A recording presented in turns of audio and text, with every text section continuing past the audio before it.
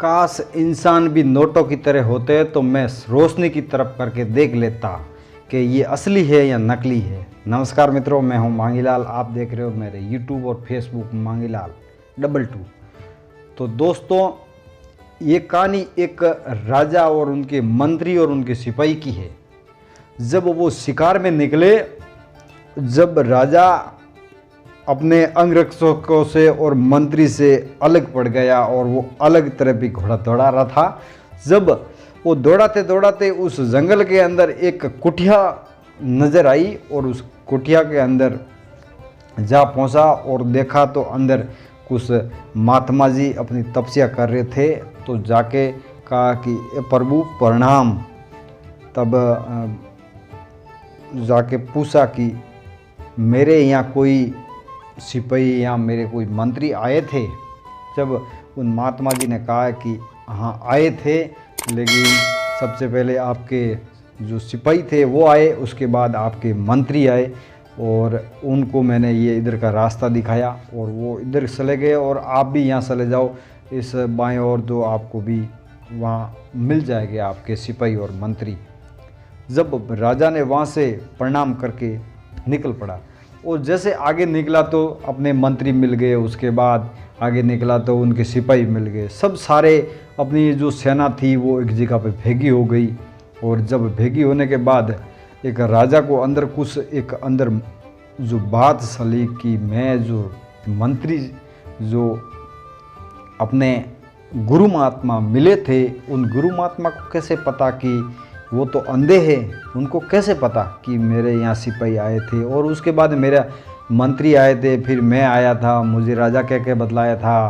तब ये बात कुछ चली थी और जब वो अपने सिपाही आके बोले राजा साहब सब एक जगह हो गए भेगे और अब चलते हैं आगे कुछ शिकार के लिए। तब राजा ने कहा नहीं, मुझे कुछ अलग काम है, तो अब सब अपनी सेना लेके वापस इस तरफ चलो। तब राजा वो सब अपनी सेना लेके कुटिया जा पहुंचा और कुटिया पे जाने के बाद उस मंत्री राजा साहब ने उस महात्मा जी से एक सवाल पूछा और बोले कि ए प्रभु, आपसे कुछ सवाल पूछना चाहता हूं, तो आप मुझे उसका जवाब दीजिए।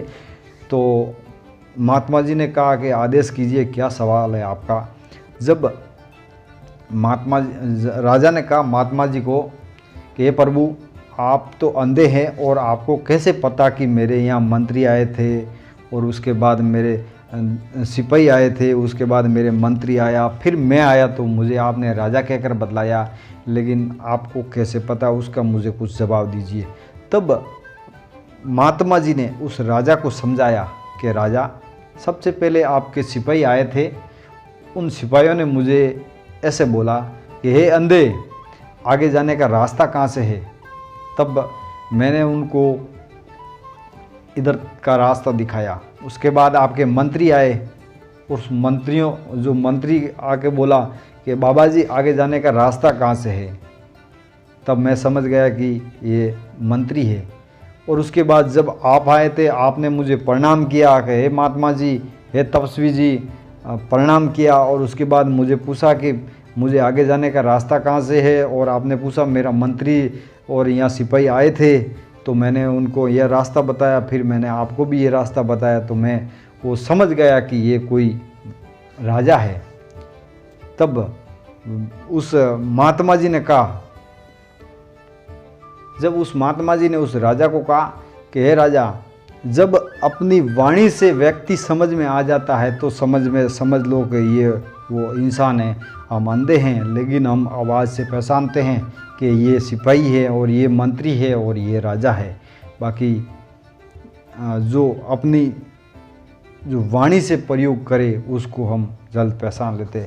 छोटी सी कहानी से मैं आप लोगों को ये कहना चाहता हूँ कि अपनी वाणी पर और अपने शब्दों पर काबू पाना होगा और सही शब्दों का चुनाव करना बहुत ज़्यादा ज़रूरी है।